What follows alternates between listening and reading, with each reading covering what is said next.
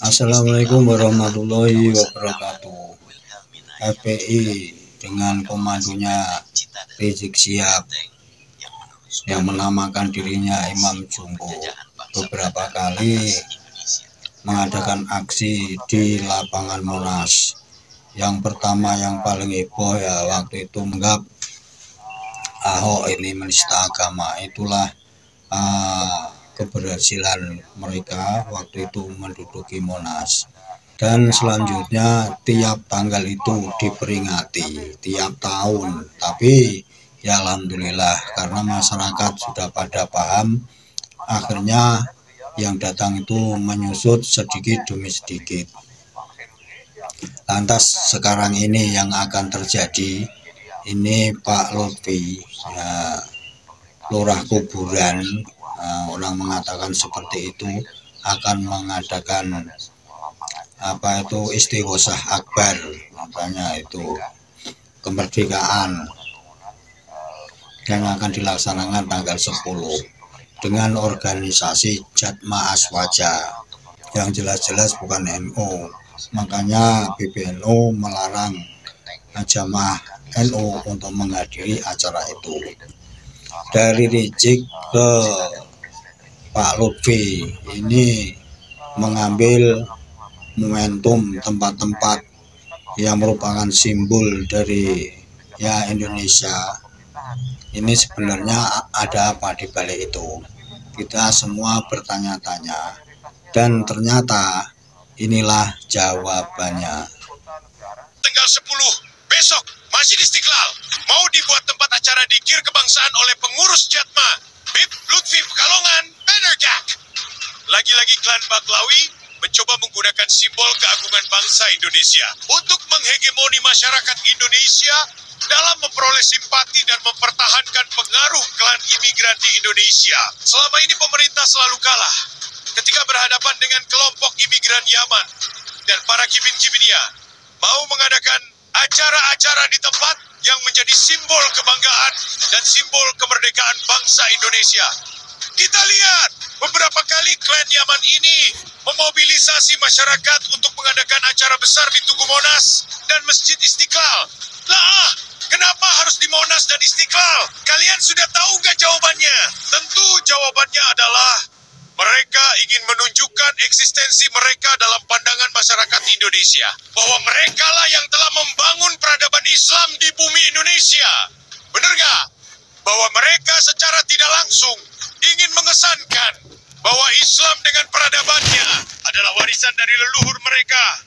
Bangsa ini berhutang budi terhadap leluhur mereka yang telah berhasil membangun peradaban Islam di Indonesia. Dan yang paling miris lagi, bahwa kemerdekaan Indonesia ini berkat perjuangan dari para leluhur mereka merebut dari tangan penjajah Belanda. Masih kurang jelaskah kita melihat kolisikan-kalisikan kelompok imigran Yaman ini untuk menguasai simbol-simbol kemerdekaan bangsa Indonesia?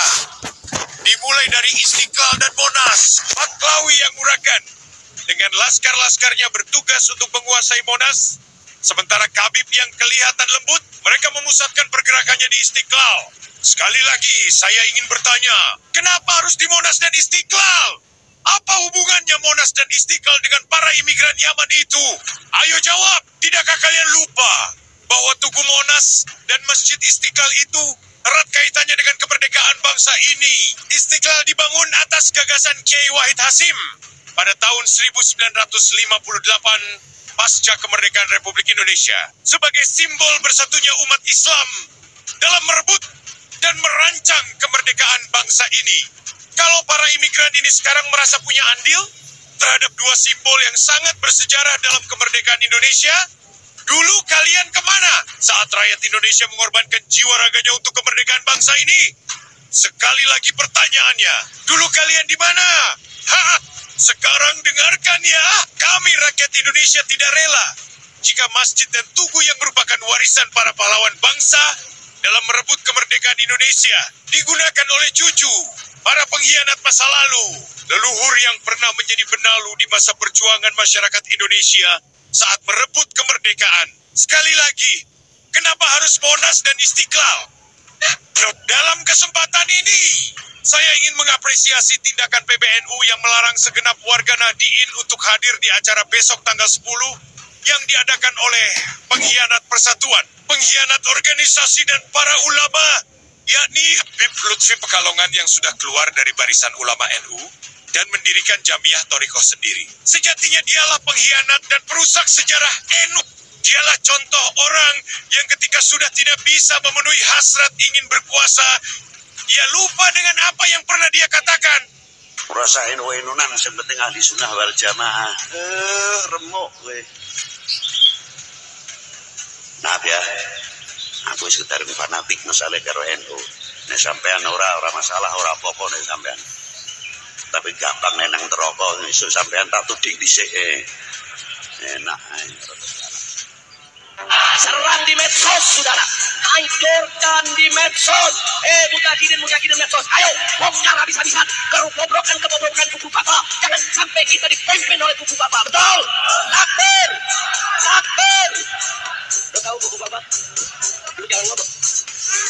Lu nanya gue ditangkap. Itu anak siapa? Lu jangan nanya. Lu jangan apa lagi bapaknya. Lu tanya gue ditangkap lo. Tugu Monas itu dibawa dari Yaman, saudara. Itu juga Habib yang buatin. Namanya Muhammad Nasir. Al-Habib Muhammad Nasir bin Smith. Makanya kita kenal sekarang, Tugu Monas itu Tugu Muhammad Nasir. Monas itu Muhammad Nasir. Singkatan daripada nama Habib. Al-Habib Muhammad Nasir. Meski baru diresmikan pada tanggal 22 Februari 1978, gagasan dan upaya pendirian Masjid Istiqlal sudah muncul pada awal tahun 1950-an atau kurang dari 10 tahun setelah proklamasi kemerdekaan bangsa Indonesia. Gagasan terkait perlunya dibangun sebuah masjid besar di Jakarta pertama kali mengemuka dalam pertemuan tokoh-tokoh Islam pada tahun 1950 yang digagas Menteri Agama saat itu, Kiai Haji Wahid Hasyim, dan tokoh Partai Syarikat Islam Indonesia atau PSII, Anwar Cokro Aminoto. Gagasan pembangunan masjid besar yang akan dinamai sebagai Masjid Istiqlal ini pada tahun 1953 disampaikan pada Presiden Soekarno dan mendapat dukungan dari Presiden pertama Republik Indonesia ini saat digelar sayembara pembuatan gambar dan maket Masjid Istiqlal pada tahun 1954. Presiden Soekarno juga dipilih menjadi Ketua Dewan Juri. Umat Islam di Indonesia ketika itu adalah umat Islam yang terbanyak, ya, bukan hanya di Asia Tenggara, tapi bahkan di seluruh dunia. Jadi masjid yang dibangun itu haruslah masjid yang betul-betul merepresentasikan kebesaran ataupun perjalanan dari sejarah Islam di Indonesia. Sempat muncul perdebatan antara Wakil Presiden Muhammad Hatta dengan Presiden Soekarno terkait lokasi pembangunan Masjid Istiqlal. Hatta menyarankan agar Masjid Istiqlal sebaiknya dibangun di Jalan Muhammad Husni Tamrin yang sekarang menjadi lokasi Hotel Indonesia.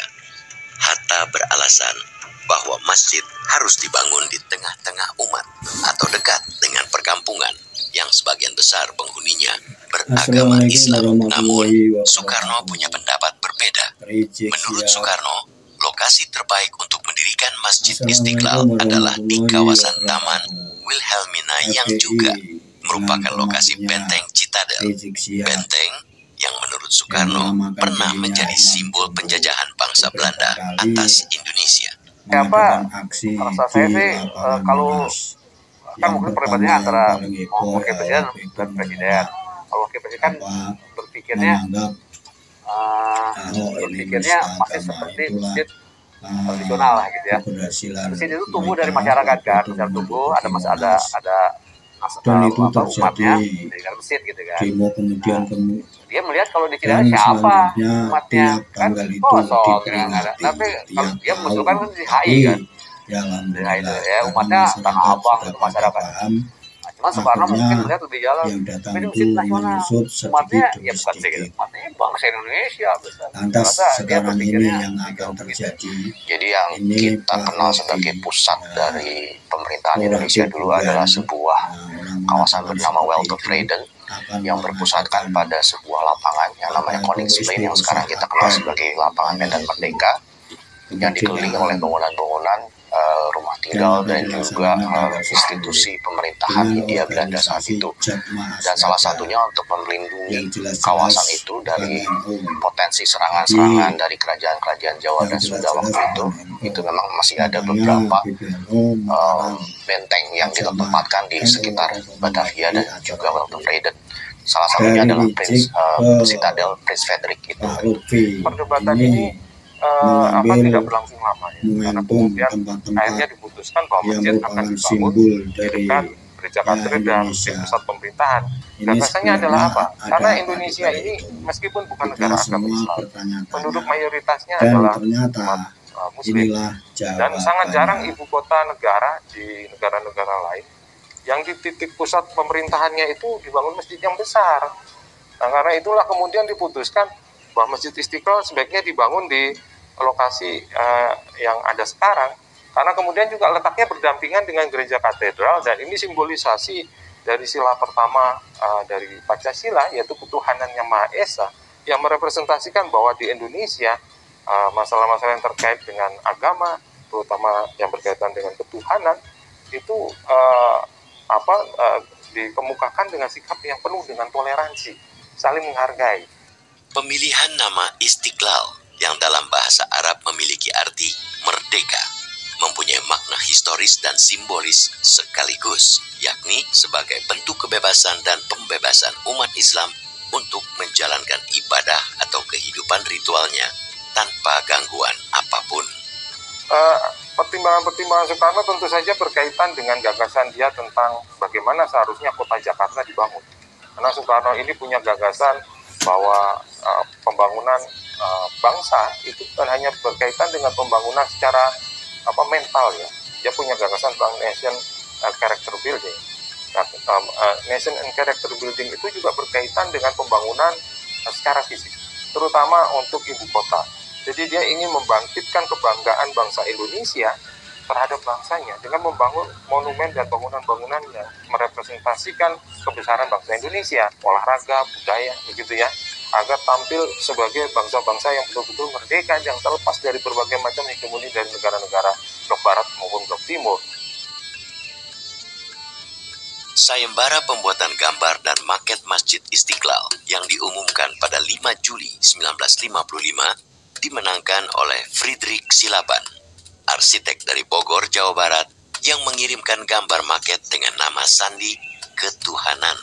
Pilihan untuk menggunakan arsitektur modernis itu menurut saya pilihan yang logis dan juga pilihan yang diambil tidak hanya cuma alamiah gitu, tapi juga sebenarnya dipikirkan dan dipilih dengan sangat baik gitu. Salah satunya adalah mungkin dengan latar belakang Soekarno yang juga insinyur, yang juga pernah berpraktek sebagai arsitek, bisa jadi pilihan arsitektur yang diambil itu sesuatu yang mungkin merujuk pada sebuah peradaban atau kebudayaan yang maju modern gitu, untuk menunjukkan pada dunia bahwa Indonesia juga mampu membuat sesuatu yang dibuat oleh orang Eropa gitu. Kita nggak ketinggalan dalam hal segi teknologi, dari segi keterampilan, dan dari segi bagaimana menampilkan ibu kotanya untuk supaya sejajar dengan negara-negara lain di dunia gitu. Itu pilihan yang sangat-sangat masuk akal, wajar gitu. Dan pilihan yang kedua adalah seperti yang saya katakan sebelumnya, adalah mengenai ancaman desintegrasi negara waktu itu. Jadi kalau kita misalnya membayangkan saja kalau Istiqlal ataupun bangunan-bangunan institusi pemerintahan yang lain itu tidak dibangun dengan gaya arsitektur international style atau modern, itu kita mengemasnya dalam bentuk apa gitu, apakah Jawa, Batak, Sunda atau apa gitu, kan jadi masalah besar waktu itu. Jadi bisa jadi kita akan melihat bahwa masjid nasional kita di dress up gitu ya, dikemas dengan arsitektur Jawa Tengah misalnya gitu kan. Itu kan punya makna yang sangat berbeda, dan bisa jadi ada pihak yang tidak puas, ada yang terwakili, ada yang tidak terwakili gitu, menjadi sesuatu yang sangat berada di area yang abu-abu dan penuh dengan perdebatan gitu. Gambar dan maket rancangan Masjid Istiqlal yang dibuat Friedrich Silaban sangat selaras dengan visi arsitektur Presiden Soekarno yang kala itu menjadi kepala juri sayembara pembuatan gambar dan maket Masjid Istiqlal. Frederick Silaban menggunakan konsep arsitektur bangunan modern. Maket Masjid Istiqlal karya Silaban dipenuhi dengan simbol perkembangan agama Islam dan sejarah Indonesia. Pilar utama Masjid Istiqlal misalnya berjumlah 12 yang melambangkan 12 Rabiul Awal sebagai bulan kelahiran Nabi Muhammad. Sementara pilar Masjid Istiqlal mengacu pada rancangan Silaban memiliki panjang 45 meter yang bermakna Tahun Kemerdekaan Bangsa Indonesia. Terpilihnya gambar dan maket Masjid Istiqlal karya Frederick Silaban sebagai cetak biru pembangunan Masjid Istiqlal kala itu menunjukkan visi Presiden Soekarno. Meski dalam pilihan politiknya cenderung ke arah sosialis, Presiden Soekarno percaya bahwa arsitektur modern adalah gaya arsitektur yang dapat dijadikan sebagai manifestasi cita-cita modern dan sarana kesetaraan. Cara pandang Soekarno ini selaras dengan cara pandang Frederick Silaban.